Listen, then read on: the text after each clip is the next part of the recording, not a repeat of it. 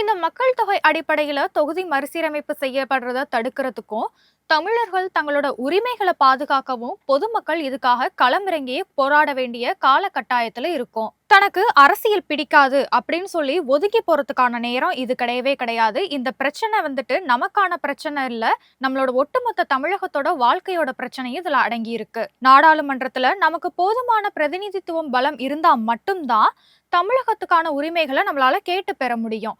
அதன் மூலம் தமிழகத்தோட தொழில் வளர்ச்சி, தொழில் மேம்பாடு, கல்வித்திறன், அடிப்படை கட்டுமானங்கள், சுகாதார கட்டமைப்புகள்னு இப்படி பல விஷயங்கள் நமக்கு தேவையானதை நம்மளே உருவாக்கி கொள்ளவும் முடியும். ஆல்ரெடி நம்ம ரயில்வே திட்டங்கள்ல புறக்கணிக்கப்படுறோம், நிதி பகிர்விலையும் புறக்கணிக்கப்படுறோம், விளையாட்டுத் துறையிலையும் தமிழகம் என்னதான் தலை சிறந்து விளங்கினாலும் அதுக்கேத்த மாதிரியான போதுமான நிதி நமக்கு ஒதுக்கீடு செய்யவே மாட்றாங்க. இந்த சூழ்நிலையில இருக்கிற நம்ம பிரதிநிதித்துவம் குறைஞ்சிருச்சு அப்படின்னா தமிழகத்தோட நிலைமை ஆல்ரெடி இருக்கிறத விட இன்னும் ரொம்பவே மோசமாயிடும், ரொம்பவே பின்னுக்கு தள்ளப்படும்.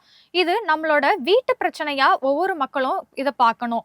இங்க உள்ள அரசியல் கட்சிகள் இத கண்டிப்பா உணரணும். தமிழக மக்கள் விழிப்போட இருந்து மாநில உரிமைகளை பாதுகாக்கிற அரசியல் கட்சியினருக்கு தங்களோட முழு ஆதரவை தெரிவிச்சு அவங்களுக்கு தோளோட தோளா நின்னு முழு ஒத்துழைப்பு அளிக்க வேண்டியது ஒரு கடமையா நினைக்கணும்.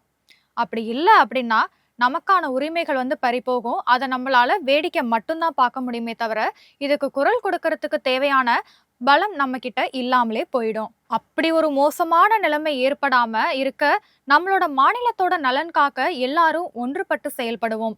தொகுதி மறுசீரமைப்பில் நமக்கான உரிமைகளையும் அதிகாரத்தையும் வென்று காட்டுவோம்.